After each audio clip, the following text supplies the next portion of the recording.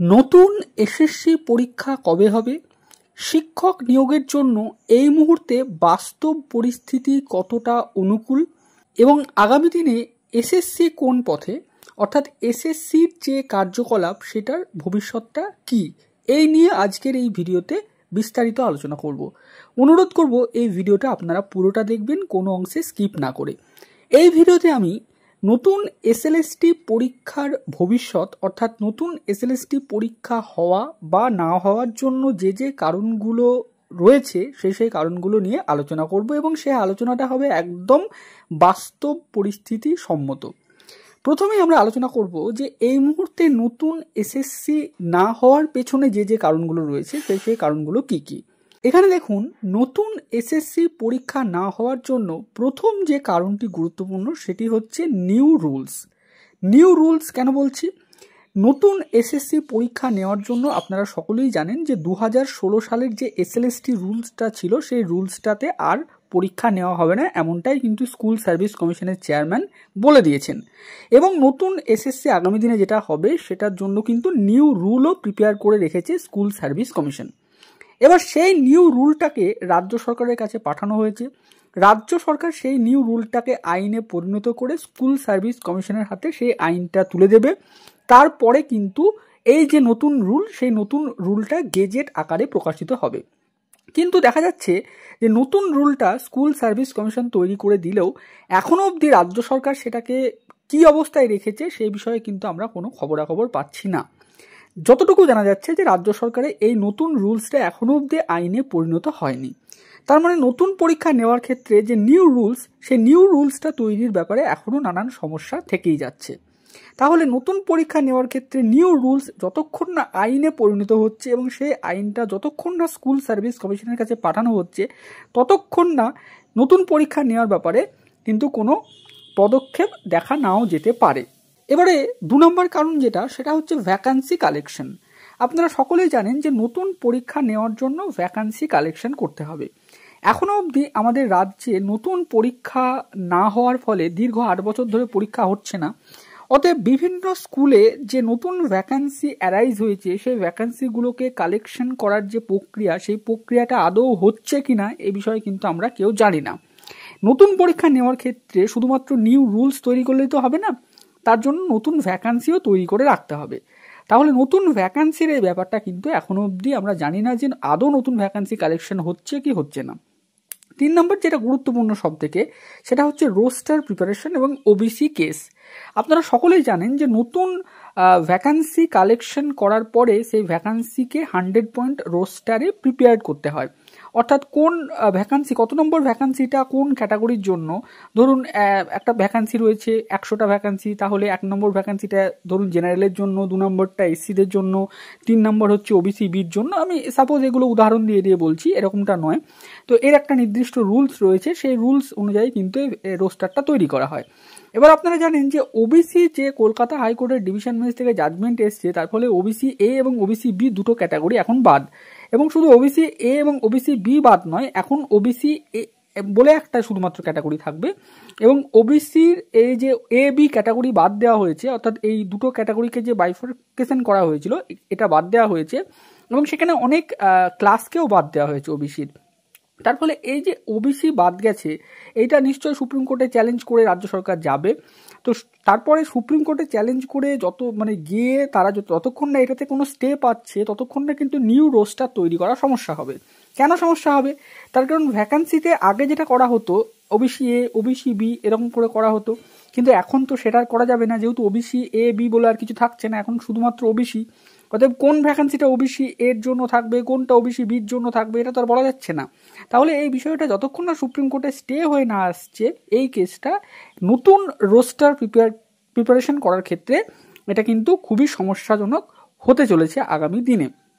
4 নম্বর, এটাও কিন্তু অত্যন্ত গুরুত্বপূর্ণ কারণ, সেটা হচ্ছে 2016 সালের এসএলএসটি কেস। আপনারা সকলেই জানেন যে আমাদের রাজ্যে শেষ এসএলএসটি পরীক্ষা হয়েছিল 2016 সালে। এবার এই 2016 সালের এসএলএসটি পরীক্ষাতে প্রচুর কোর্ট কেস রয়েছে, নানান অভিযোগে কোর্ট কেস করা হয়েছিল এবং তারপরে ডিভিশন বেঞ্চের যে একটা জাজমেন্ট এসছে এ বিষয়ে, এবং সেখানে কিন্তু প্রায় 2016 সালের গ্রুপ সি, গ্রুপ ডি, নবম দশম এবং একাদশ দ্বাদশ এই 4টি ক্ষেত্রে সমস্ত প্যানেলই কিন্তু বাতিল করা হয়েছে। সেইটাকে চ্যালেঞ্জ করে সুপ্রিম কোর্টে যাওয়া হয়েছে। সুপ্রিম কোর্ট থেকে আপাতত এই বিষয়টার উপরে স্টে দেওয়া হয়েছে এবং হাইকোর্ট থেকে যেটা বলেছিল যে শুধুমাত্র এগুলো বাতিলই নয়, নতুন করে পরীক্ষা নিতেও বলা হয়েছিল। তো এখন সুপ্রিম কোর্টে ম্যাটারটা স্টে হয়ে রয়েছে। সুপ্রিম কোর্টে আগামী দিনে কি জাজমেন্ট দেয়, রায় দেয়, সেটাই গুরুত্বপূর্ণ। তাহলে এই যে কেসটা, এই কেসটা নিয়ে কিন্তু এই মুহূর্তে স্কুল সার্ভিস কমিশন অত্যন্তভাবে তারা মানে ব্যস্ত রয়েছে, বা এই কেসটা নিয়ে তারা এই মুহূর্তে চিন্তিত। তার কারণ এই কেসটা আগামী দিন 16 জুলাই সুপ্রিম কোর্টে হিয়ারিং হবে, ফাইনাল হিয়ারিং। তারপরে কি হয় সেটাই দেখার বিষয়। তাহলে এই কেসটা যতক্ষণ না মিটছে ততক্ষণ না কিন্তু নতুন এসএসসি হওয়ার পথে একটা বাধা বা একটা জটিলতা থাকছে। দেখুন, আমি এখানে যে কারণগুলো বললাম সেগুলো কিন্তু বাস্তবসম্মত কারণ। এই বিষয়গুলো নিয়ে চেয়ারম্যানও কিন্তু বিভিন্ন সময়ে বক্তব্য রেখেছেন। তিনিও বলেছেন যে নতুন এসএলএসটি নেওয়ার ক্ষেত্রে স্কুল সার্ভিস কমিশন তারা রুলস তৈরি করেছে, রাজ্য সরকারের কাছে পাঠিয়েছে। রাজ্য সরকার সেটাকে আইনে পরিণত করে এসএসসির কাছে পাঠালে এসএসসির নতুন নিয়োগ করতে কোনো সমস্যা নেই। এবার আমরা দেখব যে নতুন এসএসসি নিয়োগ মানে না হওয়ার জন্য যে পয়েন্টগুলো সেগুলো তো বললাম, কিন্তু নতুন এসএসসি হওয়ার জন্যও কিন্তু অনেক অনুকূল অবস্থা আমাদের এই মুহূর্তে রয়েছে। অনেকে এই মুহূর্তে হয়তো বলবেন যে হবে না, কিন্তু এই হবে নার মধ্যেও কিন্তু হওয়ার জন্য কিছু অনুকূল পরিস্থিতি রয়েছে। সেই পরিস্থিতিগুলো কি সেগুলো নিয়ে আলোচনা করব।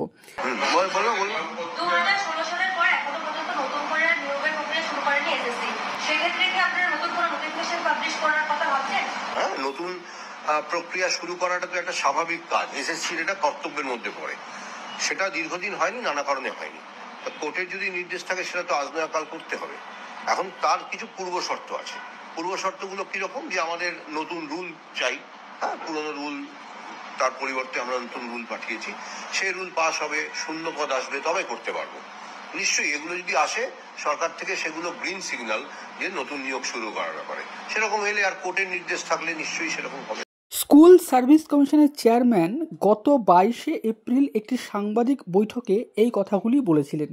তিনি যেটা বলেছিলেন যে রাজ্য সরকার যদি তাদেরকে আইন যেটা তারা তৈরি করেছে, সেই অর্থাৎ যেটা তারা নিয়ম তৈরি করেছে নতুন এসএলএসটি নেওয়ার জন্য, সেই নিয়মটা আইনে পরিণত করে তাদেরকে দেয় এবং নতুন ভ্যাকান্সি যদি দেয়, তাহলে এটা স্বাভাবিক নিয়মেই যে নতুন নিয়োগ করার ব্যাপারটা, সেই ব্যাপারে তারা এগোবে এবং কোর্টের নির্দেশ থাকলে বা কোর্টের কোনো বাধা না থাকলে তারা সেই কাজটা করতে পারবে, এমনটাই সেদিনকে বলছিলেন স্কুল সার্ভিস কমিশনের চেয়ারম্যান।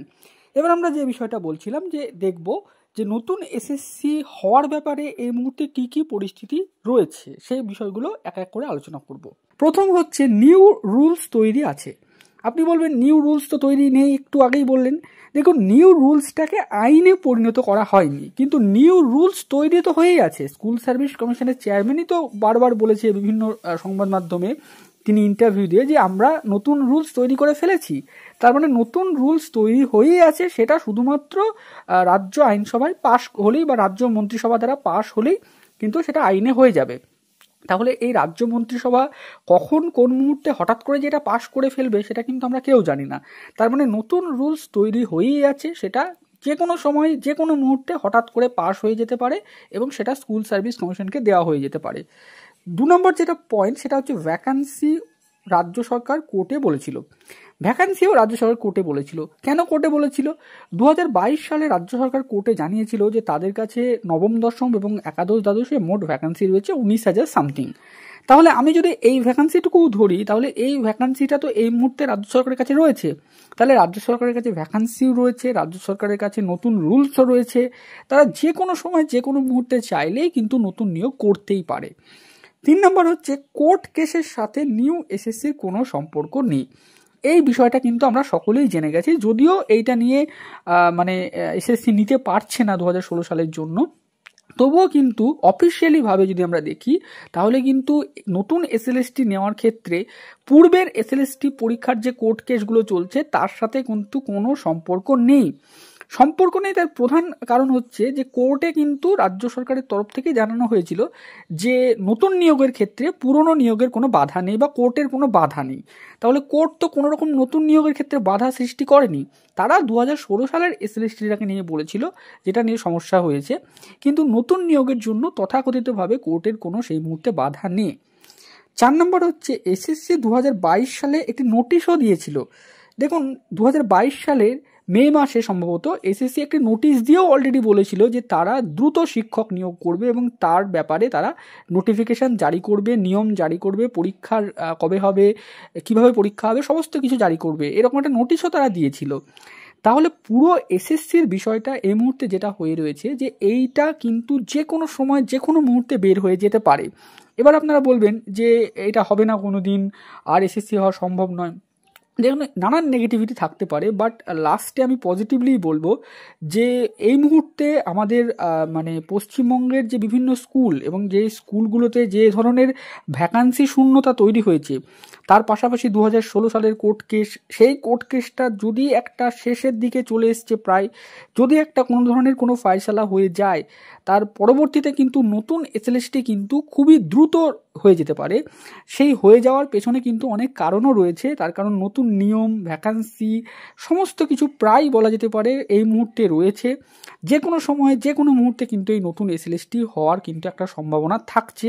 তার জন্য আমি বলবো যারা নতুন এসএলএসটির জন্য প্রিপারেশন নিচ্ছিলেন বা যারা এইটার জন্য উদ্গ্রীব হয়ে রয়েছেন, তারা এই মুহূর্তে হয়তো অনেকেই ভেঙে পড়েছেন, এই মুহূর্তে হয়তো অনেক হতাশা রয়েছে, এই মুহূর্তে হয়তো অনেক নেগেটিভ কারণ রয়েছে। কিন্তু সমস্ত নেগেটিভ কারণগুলোর মধ্যেও দেখুন আপনারা যে যার কাজ করছেন সেগুলো করুন, অন্যদিকে ফোকাসও করুন, অন্যান্য যে সমস্ত পরীক্ষাগুলো রয়েছে সেই পরীক্ষাগুলোও দিন, কিন্তু তার পাশাপাশি নতুন এসএলএসটি নিয়ে কিন্তু একটু হলেও সজাগ থাকুন। এইটা যে কোনো সময় যে কোনো মুহূর্তে হঠাৎ করে হয়ে যেতে পারে। যখন হবে তখন কিন্তু মানে আর কিছুই বলার থাকবে না। তার কারণ একবার হলেই বুঝতেই পারছেন কি অবস্থা হবে যদি আপনি সেই অর্থে প্রিপেয়ার না থাকেন। তার ফলে কে কি বললো না বললো, নিউজে কি দেখালো, আপনার টিউশন স্যার কি বললো, বা আমি কি বলছি, কারোর কথাই খুব একটা গুরুত্ব না দিয়ে নিজের কাজটা নিজে করে চলুন। নিজের বাকি যে সমস্ত কাজগুলো রয়েছে সেগুলোর প্রতি ফোকাস করুন, অন্যান্য প্ল্যান বি বা অন্যান্য বিষয়গুলোর ওপরেও ফোকাস করুন। তার পাশাপাশি আমি বলবো নতুন এসএলএসটির বিষয়েও সজাগ থাকুন, নিজের সাবজেক্টটাকে অন্ততপক্ষে প্রত্যেকেই পড়তে থাকুন। তো আজকের এই ভিডিওতে এই বার্তাটুকুই সকলকে দেওয়ার ছিল, সেটুকুই আমি দিলাম। আজকের ভিডিওটা এই পর্যন্ত। ভিডিওটা ভালো লাগলে অবশ্যই লাইক করবেন এবং আমাদের চ্যানেলে নতুন হলে অবশ্যই চ্যানেলটি সাবস্ক্রাইব করবেন।